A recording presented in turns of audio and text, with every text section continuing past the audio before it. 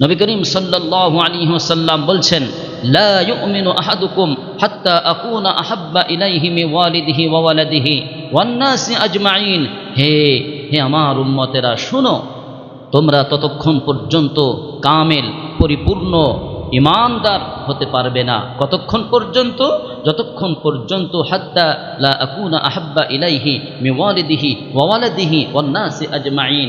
আমাকে, আমি রাসূল, আমাকে তোমার পিতামাতা, তোমার সন্তান সন্ততি, ওয়ান্নাসি আজমাইন, পৃথিবীর মধ্যে যত মানুষ আছে সব মানুষ থেকে, তোমার পরিবার পরিজন সবার থেকে আমি রাসূলকে অত্যাধিক পরিমাণে, অধিক পরিমাণে ভালোবাসতে না পারবে ততক্ষণ পর্যন্ত তুমি কামেল পরিপূর্ণ ঈমানদার হতে পারবে না। তার মানে রাসূলকে পরিপূর্ণভাবে ভালোবাসা হচ্ছে ঈমান পূর্ণ হওয়ার একটা মাধ্যম। কথা বলেন ঠিক কিনা?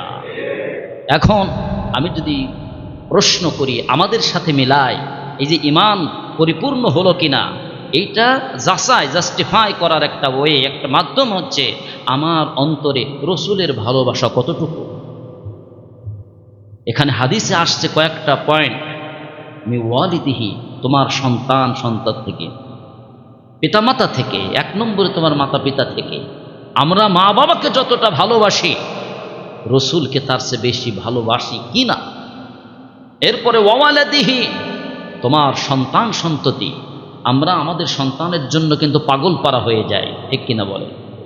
সন্তান অসুস্থ, সন্তানের ঘুম নাই, মা বাবারও ঘুম নাই, এটাই তো বাস্তবতা, ঠিক কিনা বলেন?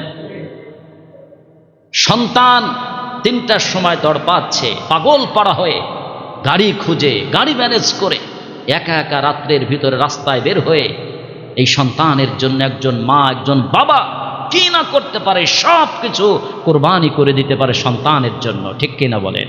রাসূল বলতেছেন, তোমার সন্তান জন্য যেমন পাগল করা হয়ে যাও, যদি আমার প্রয়োজনে, দিনের প্রয়োজনে, আমি যে দিনটা তোমাদের কাছে আমানত হিসাবে রেখে গেলাম, এই দিনের জন্য যদি কখনো প্রয়োজন হয়, সন্তানের জন্য যতটা ত্যাগ করতে পারো, ওই ত্যাগের প্রস্তুতি যদি তোমার অন্তরে থাকে, তাহলেই তুমি আমি রাসূলের খাঁটি উম্মত হয়ে যাবে। সুবহান।